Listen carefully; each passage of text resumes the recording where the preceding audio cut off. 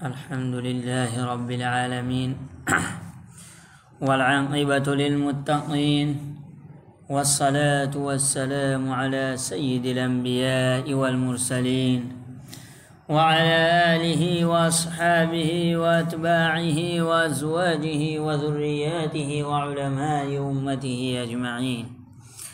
أما بعد، فقد قال الله تبارك وتعالى في كلامه المجيد والفرقان الحميد: أعوذ بالله من الشيطان الرجيم. بسم الله الرحمن الرحيم. الله يبسط الرزق لمن يشاء من عباده ويقدر له إن الله بكل شيء عليم. وقال تعالى: إن الله هو الرزاق ذو القوة المتين. حدثنا عبد الله بن يوسف حدثنا الليث قال حدثني سعيد بن أبي سعيد أنه سمع أبا هريرة رضي الله تعالى عنه قال: بعث النبي صلى الله عليه وسلم خيلا قبل نجد، فجاءت برجل من بني حنيفة يقال له ثمامة بن أثال، فربطوه بسارية من سوار المسجد، فخرج إليه النبي صلى الله عليه وسلم فقال: ما عندك يا ثمامة؟ فقال: عندي خير يا محمد، إن تقتلني تقتل ذا دم، وإن تنعم على شاكر، وإن كنت تريد المال فسل منه ما شئت. فترك حتى كان الغد، ثم قال له: ما عندك يا ثمامة؟ قال: ما قلت لك، إن تنعم على شاكر. فتركه حتى كان بعد الغد، فقال: ما عندك يا ثمامة؟ فقال: عندي ما قلت لك. فقال: أطلقوا ثمامة. فانطلق إلى نجل قريب من المسجد فاغتسل، ثم دخل المسجد فقال: أشهد أن لا إله إلا الله وأشهد أن محمد رسول الله. يا محمد، والله ما كان على الأرض وجه أبغض إلي من وجهك، فقد أصبح وجهك أحب الوجوه إلي. والله ما كان من دين أبغض إلي من دينك، فأصبح دينك أحب الدين إلي. والله ما كان من بلد أبغض إلي من بلدك، فأصبح بلدك أحب البلاد إلي. وإن خيلك أخذتني وأنا أريد العمرة، فماذا ترى؟ فبشره رسول الله صلى الله عليه وسلم وأمره أن يعتمر. فلما قدم مكة قال له قائل: صبوت؟ قال: لا، ولكن أسلمت مع محمد رسول الله صلى الله عليه وسلم.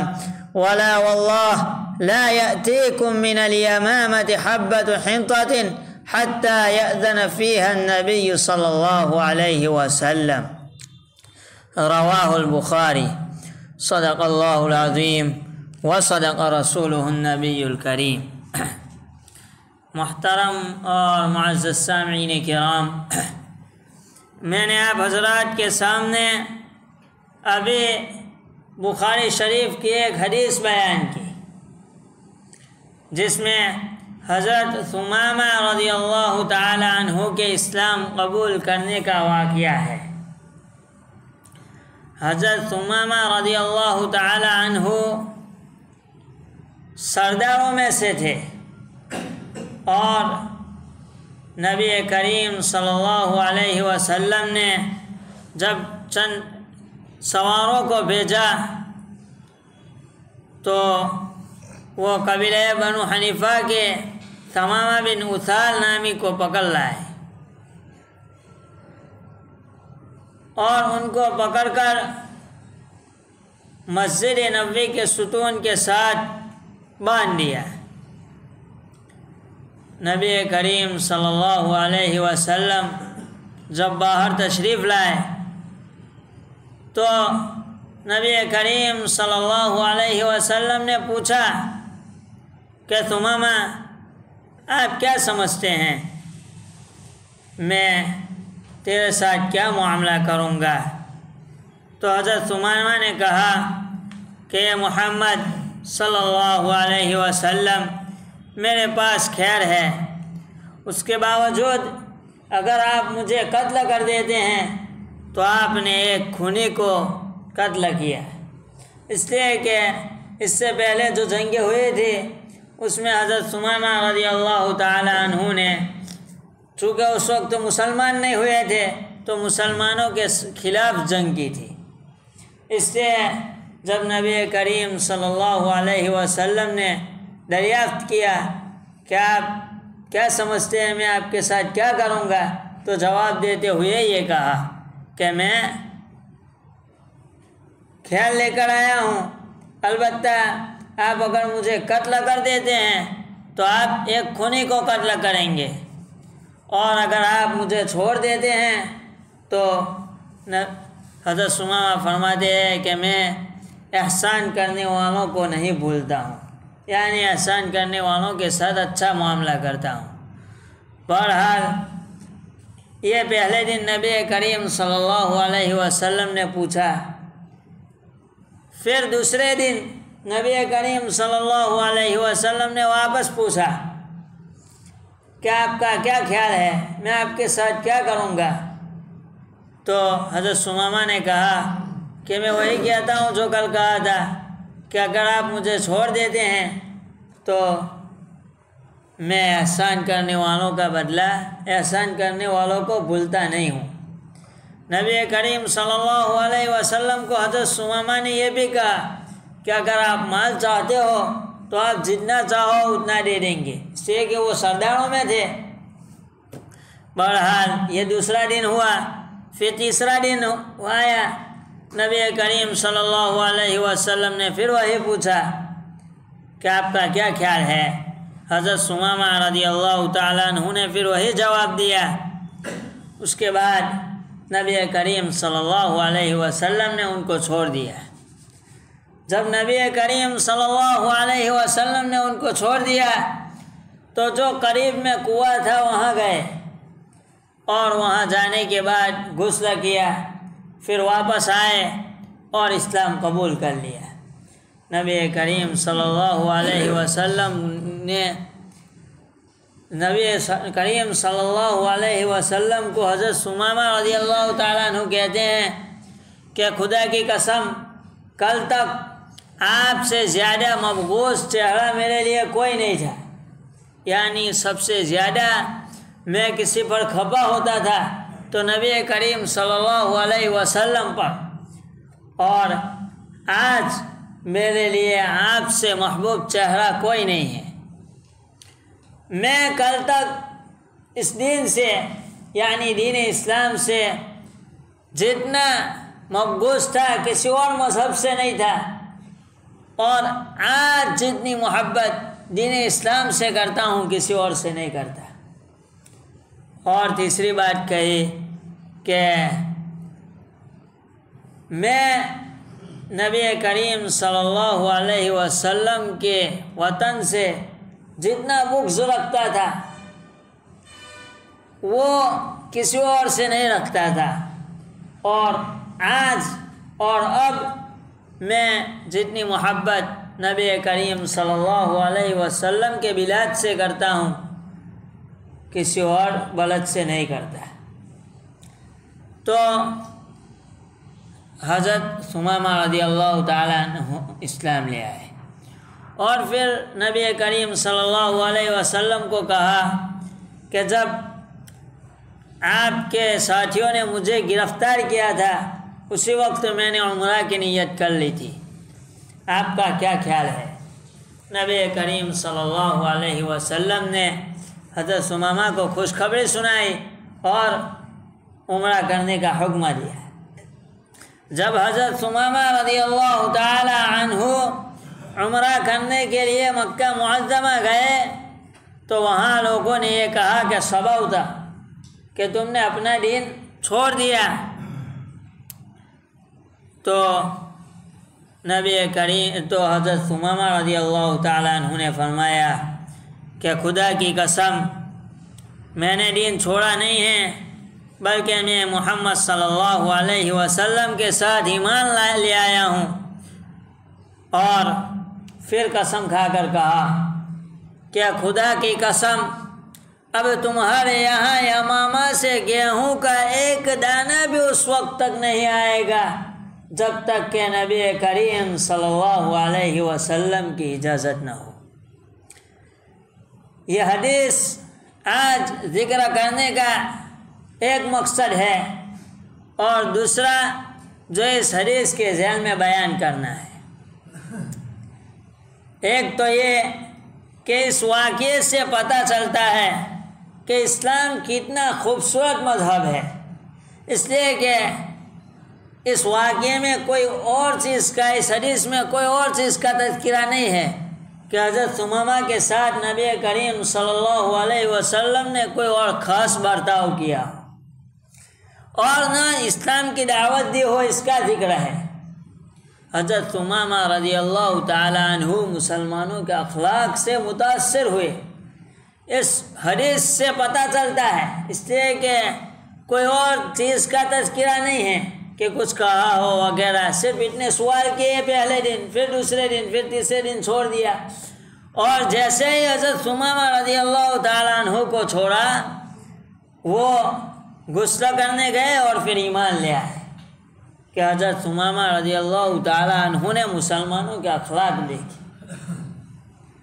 ضرورت ہے اس بات کی کہ آج کے زمانے میں جو ہم اخلاق کے ایک دم نچلے لیول پر گر چکے ہیں، اسفل السافلین میں جا چکے ہیں، کوشش کریں کہ ہم وہ اخلاق جو صحابہ کرام رضوان اللہ علیہم اجمعین کے تھے ہمارے اندر آ جائے۔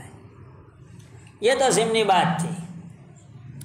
اصل بات حضرت ثمامہ رضی اللہ تعالیٰ عنہ کا آخری جملہ ہے جو انہوں نے مکہ والوں کو کہا کہ خدا کی قسم یمامہ سے گیہوں کا ایک ٹکڑا، ایک دانہ نہیں آئے گا جب تک نبی کریم صلی اللہ علیہ وسلم کی اجازت نہ ہو۔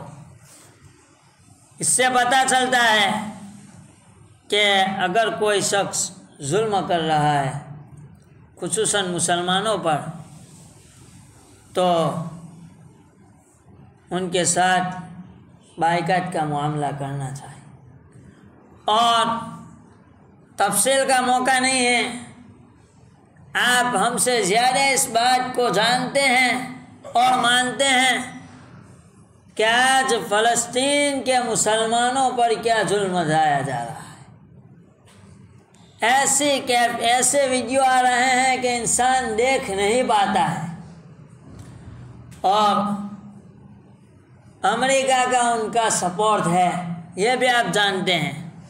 اسرائیل کوئی ملک نہیں ہے، آج بھی دنیا نے اس کو تسلیم نہیں کیا ہے، لیکن امریکہ ان کی پشت پناہی کر رہا ہے۔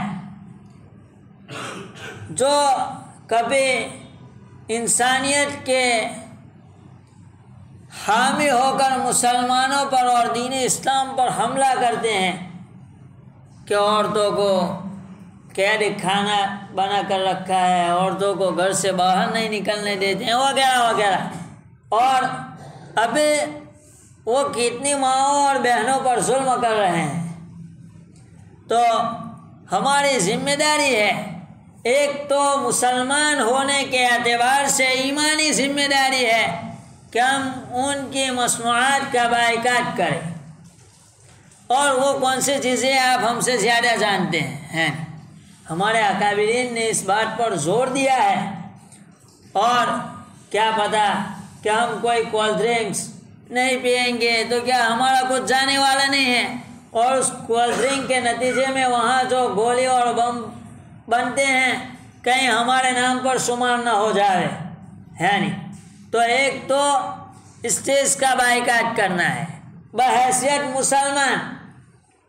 دوسرا یہ کہ ہم دیش بھکتی کا اعلان کرتے ہیں، ہر جگہ کہتے ہیں کہ ہم ملک سے محبت کرتے ہیں، وفا کا معاملہ کرتے ہیں، اور ابھی ماضی قریب میں آپ اٹھا کر دیکھیں گے تاریخ کو، وہاں سے کئی ہندوستانیوں کو امریکہ نے بھیجا تھا، مجرم بنا کر بھیجا تھا، وہ نہ مسلمان کے وفادار ہے نہ ہندوستان کے وفادار ہے، اور ہم کیوں کر ان کی مصنوعات کو بیچیں ہیں؟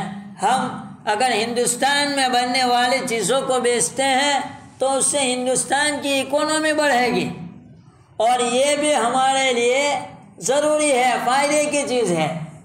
تو بائیکاٹ کرنا ہے۔ ایک تو بحیثیت مسلمان ہمارا ایمانی فریضہ ہے۔ کئی حدیثوں میں ہے مسلمان وہ ہے، مسلمان کا بھائی ہے، اور مسلمان اپنی زبان اور اپنے ہاتھ کے ذریعے مسلمان کو تکلیف نہیں پہنچاتا ہے۔ دوسرے حدیث میں ہے کہ لا یؤمن احدکم حتی، کہ وہ شخص کامل مومن اس وقت تک نہیں ہو سکتا جب تک کہ وہ جو چیز اپنے لیے چاہتا ہے وہ اپنے مسلمان بھائیوں کے لیے نہ چاہے۔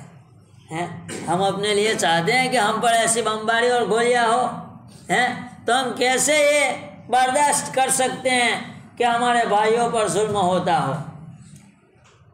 ہندوستان کی اکانومی بڑھے گی، اور تیسری حیثیت کہ اگرچہ ہم ہندوستان میں نہ بھی رہتے ہو تب بھی انسانی اعتبار سے بھی ہماری یہ ذمہ داری بنتی ہے کہ انسانوں پر ظلم ہوتا ہوا دیکھ کر ہم چپ رہے یا ہم کچھ نہ کر پائے۔ ہم انفرادی طور پر صرف اور صرف ان کا بائیکاٹ تو کر ہی سکتے ہیں۔ اگر یہاں کوئی دکاندار بیٹھا ہے، ہم ان سے عاجزی کے ساتھ درخواست کرتے ہیں کہ ان کی چیزوں کو بیچنا بند کر دیا جائے۔ ہم نے دو آیتیں پڑھی، اس میں اللہ تبارک و تعالی وہی فرماتا ہے ان اللہ هو الرزاق ذو القوۃ المتین، کہ روزی دینے والا تو اللہ ہے۔ یعنی دوسری آیت میں ہے اللہ یبسط الرزق لمن یشاء ویقدر له، اس میں بھی اللہ تبارک و تعالی فرماتا ہے کہ اللہ پھیلاتا ہے روزی جس کے واسطے چاہے اپنے بندوں میں، اور معاف کر دیتا ہے جس کو چاہے، بے شک اللہ ہر چیز کا خبردار ہے۔ اسباب اختیار کرنے ہیں لیکن غلط اسباب اختیار نہ کی جائے، اور انسان کتنے بھی ہاتھ پیر مار لے مقدر ہی کی روزی ملنے والی ہے۔ روزی ہمیں اسباب کی بنیاد پر نہیں ملتی، یا یہ کہ ہم اسباب اختیار کر رہے ہیں اس لیے روزی ملتی ہے، ایسا نہیں ہے۔ روزی دینے والا تو اللہ ہی ہے، ہمیں صرف دارالاسباب ہے اس لیے اسباب اختیار کرنے ہیں، تو اسباب ہمیں ڈھنگ کے اختیار کرنے چاہیے، ہے نہیں؟ تو اس چیز کی طرف اپنی خاص توجہ رکھے اور بائیکاٹ کرے۔ اور حضرت نبی کریم صلی اللہ علیہ وسلم کی زندگی میں بھی اس کا ثبوت ہم آپ کو جو آپ جانتے ہیں ایسا دیتے ہیں۔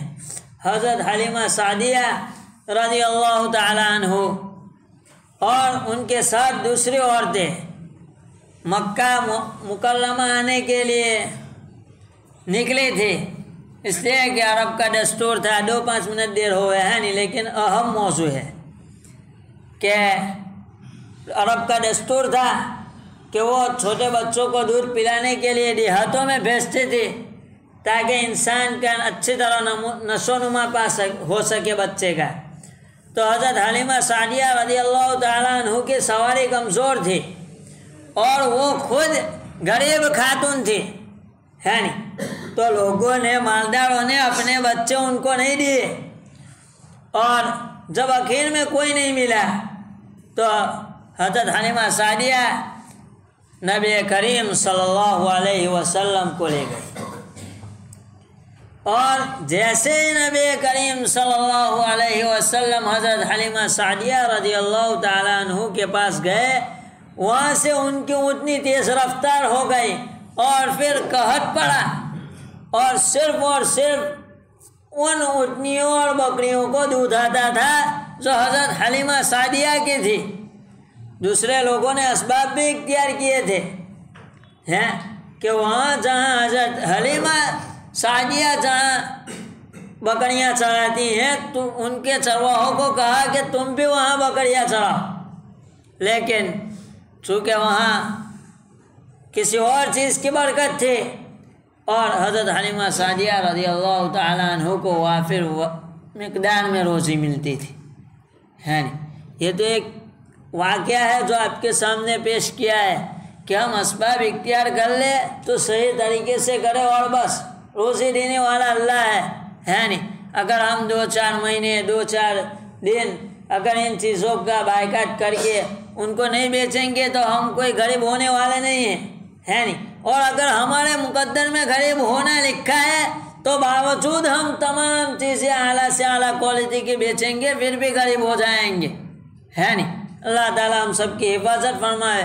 لیکن یہ میں جو سمجھانا چاہ رہا ہوں، سمجھ رہے ہیں نہیں کہ ان چیزوں کا بائیکاٹ کرے اور ادھر ادھر کی باتیں اور بہانہ نہ بنائے، اور یہ چیزیں بھی کیسی ہے، نقصان دینے والی ہے نا، تمام چیزیں نقصان دینے والی ہے۔ ڈاکٹروں نے کہا ہے کہ جو شیمپو استعمال ہوتے ہیں اس سے نقصان ہوتا ہے، وہ اور کولڈ ڈرنکس ہے وہ بھی ڈاکٹر کہتے ہیں کہ نقصان دینے والی چیز ہے۔ بہرحال ہم تو ڈاکٹر کی بات بھی نہیں مانتے اس اعتبار سے کہ بیماری اور شفا دینے والا اللہ تعالیٰ ہے، لیکن یہ تو دنیاوی اعتبار سے بات کرتے ہیں، اور یہ ہماری ایمانی ہندوستانی ہونے کے اعتبار سے، ہندوستانی کے اور انسان ہونے کے اعتبار سے انسانی ذمہ داری ہے۔